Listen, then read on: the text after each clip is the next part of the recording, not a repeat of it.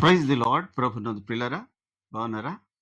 దేవుని యొక్క వాక్యము లూకా సువార్త 18వ అధ్యాయం మొదటి మాట. వారు విసుకక నిత్యము ప్రార్థన చేయుచుండవలెనట్టుకు ఆయన వారితో ఈ ఉపమానము చెప్పాను.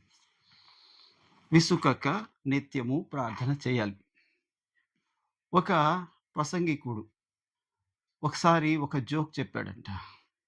జనమందరూ చాలా పగలబడి నవ్వారు. అంత బాగుంది ఆ జోక్. మళ్ళా రెండవసారి అదే ప్రసంగికుడు రెండోసారి అదే జోక్ చెప్పాడు. అది తెలిసిన జోక్ కాబట్టి అంత నవ్వు రాలేదు. మూడోసారి మళ్ళా అదే చెప్పాడు. నవ్వు రాకపోవడం సరి కదా! ఏంట్రా ఇదే చెప్తున్నాడు అనుకున్నాడు. నాలుగోసారి, ఐదోసారి, ఆరోసారి ఇక చిరాకొచ్చేసింది. అంటే విన్నదే వింటా ఉంటే చెప్పింది చెప్తా ఉంటే ఎవరికైనా విసుగొస్తది. కానీ ప్రభు ఏమంటున్నారంటే, నాకు విసుగు లేదు. మీరు విసుక్కోకుండా మీ బాధ నాకు చెప్పండి. మనుషుల దగ్గర మీరు మీ బాధ చెప్పుకుంటే వాళ్ళు మీ బాధని తీర్చరు సరికదా! మిమ్మల్ని ఎగతాళి చేస్తారు. మిమ్మల్ని విసుక్కుంటారు. మిమ్మల్ని దూరం పెడతారు. మీరు కనిపించినప్పుడు భయపడతారు. కానీ నేను అలాంటివాడిని కాదు. విసుకక నిత్యము మీరు ప్రార్థన చేయండి. నేను విసుక్కోకుండా మీ యొక్క సమస్యను తీరుస్తాను. మీ యొక్క ప్రార్థన స్థాయి పెరిగే కొద్దీ మీ యొక్క కార్యము సఫలమవ్వడానికి తేలికవుతుంది.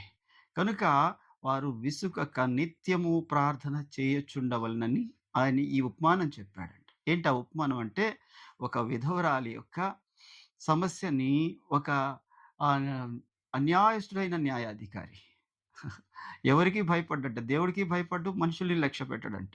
అలాంటి వ్యక్తికి మాటి మాటికి వెళ్ళి చెప్పడం ద్వారా ఆయన, అబ్బో! ఈ అమ్మాయి ఏంటి నన్ను విడిచిపెట్టట్లేదు.